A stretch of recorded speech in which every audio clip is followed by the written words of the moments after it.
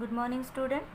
हिंदी लोक भारती कक्षा 9वीं की 9वीं कविता वरदान मांगूंगा नहीं, इस तासिका में आप सभी का स्वागत है।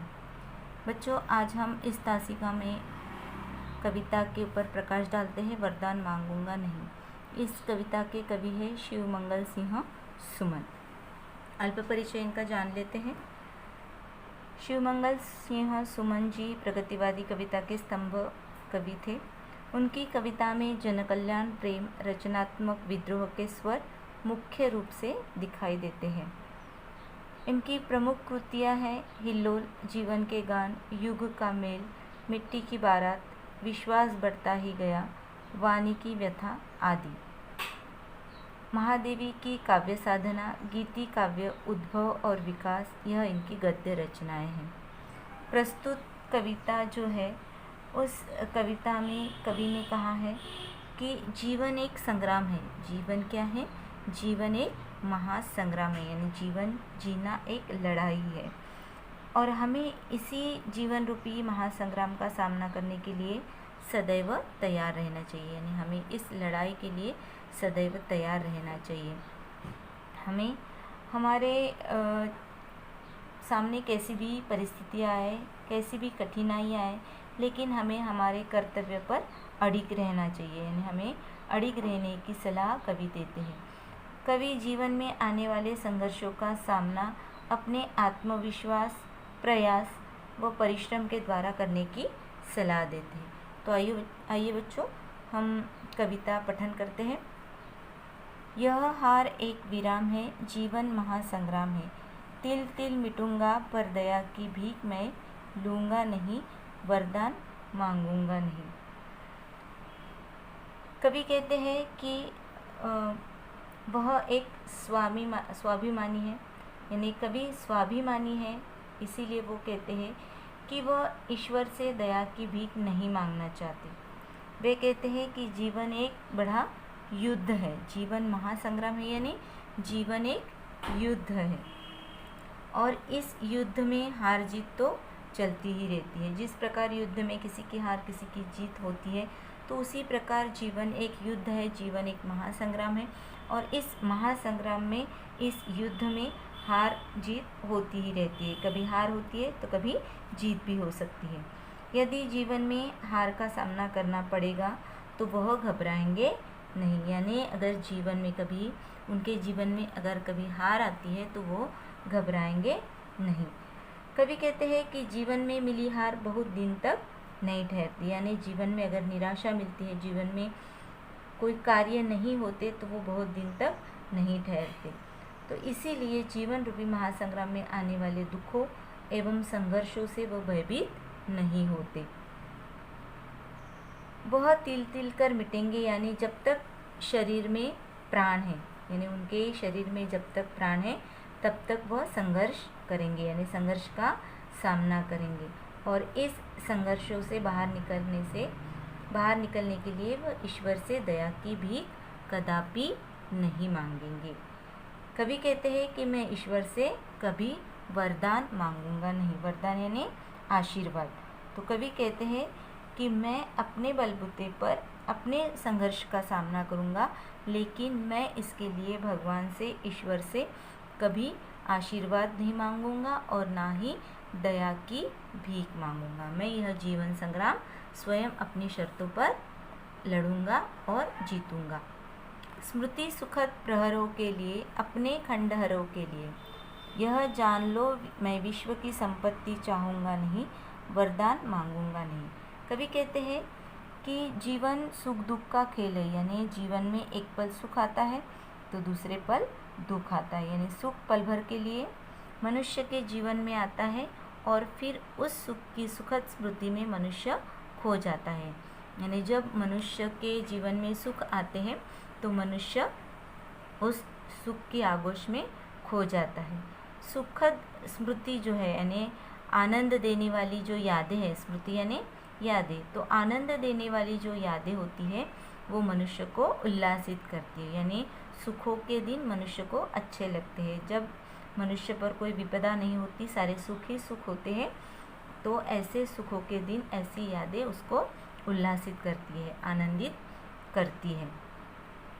कवि कहते हैं कि अपने सुखदायी पलों को यादगार बनाने के लिए और अपने जो खंडहर यानी खंडित आकांक्षाएं यानी जो इच्छाएं पूर्ण नहीं हुई, खंडित आकांक्षाएं यानी जो आकांक्षाएं जो इच्छाएं पूर्ण नहीं हुई है, तो ऐसी खंडित आकांक्षाओं की पूर्ति के लिए यानी पूरा करने के लिए वह विश्व भर की संपत्ति मिल जाए तो भी उस संपत्ति को नहीं लेंगे। ऐसा वरदान वह ईश्वर से कभी नहीं मांगेंगे। यह जान लो, मैं विश्व की संपत्ति चाहूँगा नहीं, वरदान मांगूंगा नहीं। यानी अपने अपूरी आकांक्षाओं के लिए यानी जो इच्छा आकांक्षाएं उनकी पूरी नहीं हुई है उसके लिए अगर विश्व भर की संपत्ति भी उनको मिल जाए तो भी वह यह संपत्ति नहीं लेना चाहेंगे और ईश्वर से ऐसा वरदान कभी नहीं मांगेंगे। क्या हार क्या जीत, क्या हार में क्या जीत में, किंचित नहीं भयभीत में। संघर्ष पथ पर जो मिले यह भी सही वह भी सही, वरदान मांगूंगा नहीं। कवि कहते हैं कि जीवन हार जीत का खेल है। क्या हार में क्या जीत में यानी जीवन कैसा है, हार जीत का खेल है। कवि जीवन में आने वाली हर स्थिति में अपना संयम बनाए रखते हैं। किंचित नहीं भयभीत में यानी कवि अपना संयम बनाए रखते हैं, इसलिए वह हार जीत में विश्वास नहीं करते या हार जीत से भयभीत नहीं होना चाहते। वह सुख दुख में समान भाव रखना चाहते हैं यानी सुख हो या दुख हो वो समभाव से रहते हैं।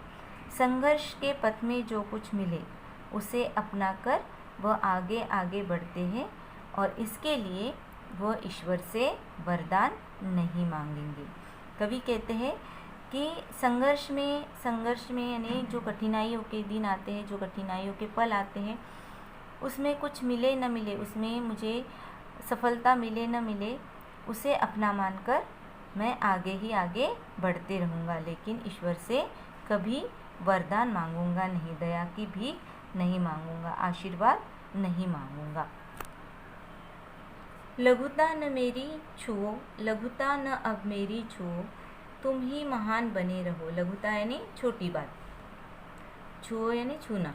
तुम ही महान बने रहो, अपने हृदय की वेदना मैं व्यर्थ त्यागूंगा नहीं, वरदान मांगूंगा नहीं। कवि कहते हैं कि मैं अपने आप को बहुत छोटा मानता हूँ। लघु यानी बहुत छोटा मानते हैं, कवि अपने आप को बहुत छोटा मानते हैं। आखिर ईश्वर के सामने सभी छोटे होते हैं, क्योंकि भगवान के सामने तो सभी छोटे होते हैं। तुम ही महान बने रहो, तुम ही यानी ईश्वर। कवि ईश्वर को कहते हैं कि तुम महान बनो, तुम ही महान हो। ईश्वर महान होता है, ईश्वर श्रेष्ठ होता है, इस तथ्य को वह स्वीकार करते हैं। कवि इस तथ्य को जानते हैं, कवि इस सच को मानते हैं कि ईश्वर ही इस सृष्टि में सर्वश्रेष्ठ है, क्योंकि ईश्वर के इच्छा के बिना कुछ भी नहीं होता। कवि कहते हैं कि मेरी लघुता को छूने का प्रयास मत करो, यानी मेरे दुख दर्द मेरे अपने हैं, इनके बारे में तुम उनका विचार त्याग दो। इस संसार में तुम ही सर्वश्रेष्ठ हो, हे ईश्वर तुम ही सर्वश्रेष्ठ हो, अतः तुम ही महान बने रहो। मैं अपने हृदय में निर्मित वेदना को व्यर्थ त्यागूंगा नहीं और मेरे हृदय से निकलने के लिए मैं तुमसे वरदान मांगूंगा नहीं।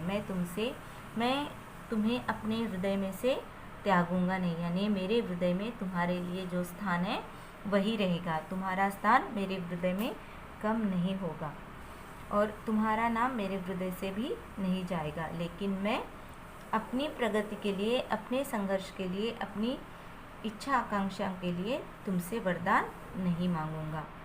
चाहे हृदय को ताप दो, चाहे मुझे अभिशाप दो। अभिशाप यानी श्राप, ताप यानी गर्मी। चाहे हृदय को ताप दो, चाहे मुझे अभिशाप दो, कुछ भी करो कर्तव्य पथ से, किंतु भागूंगा नहीं, वरदान मांगूंगा नहीं। कवि कहते हैं कि हे ईश्वर, तू मेरी जितनी भी परीक्षाएं लेना चाहता है, ताप यानी गर्मी, परीक्षा, कितनी भी परीक्षाएं लेना चाहता है उतनी परीक्षा तुम ले लो। तुम जितना अधिक मेरे हृदय को ताप देना चाहते हो, मेरे हृदय को ठेस पहुंचाना चाहते हो या मुझे श्राप देना चाहते हो, तो तुम मुझे श्राप दो, किंतु मैं अपने कर्तव्य पर अडिग रहूँगा। मुझे जो कार्य करना है मैं वो करके ही रहूँगा। कुछ भी करो कर्तव्य पथ से, किंतु भागूंगा नहीं, लेकिन मैं अपने इस कर्तव्य पथ पर अडिग रहूँगा। आने वाले संकटों, दुखों व विपरीत परिस्थितियों का मैं सामना करूँगा और संकट से उबरने के लिए मैं तुमसे वरदान नहीं मांगूंगा। कवि कहते हैं कि हे भगवान, हे परमेश्वर, हे ईश्वर, तुझे मेरी जितनी परीक्षाएं लेनी है तू मेरी उतनी परीक्षा ले ले। इसके लिए चाहे तुम मुझे श्राप भी दे दो, लेकिन मैं अपने कर्तव्य पर अडिग रहूँगा और आने वाले दुखों, संकटों या विपरीत परिस्थितियों का सामना करूँगा, लेकिन मैं इसके लिए तुमसे वरदान हरगिज़ नहीं मांगूंगा। तो बच्चों, आज हमने एक कविता देखी, वरदान मांगूंगा नहीं। उम्मीद है आपको पसंद आई होगी।